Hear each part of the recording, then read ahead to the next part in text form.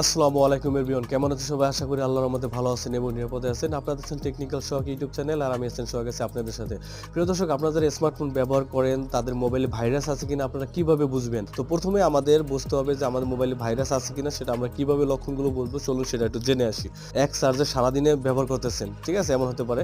কিন্তু যদি দেখেন যে আপনার মোবাইলটির চার্জ দ্রুত শেষ হয়ে গেছে, ১ ঘন্টা ২ ঘন্টা ব্যবহার করছেন, এর মধ্যে মোবাইলের চার্জ সব শেষ হয়ে গেছে, তাহলে বুঝতে হবে আপনার ফোনটি ভাইরাসে আক্রান্ত আছে।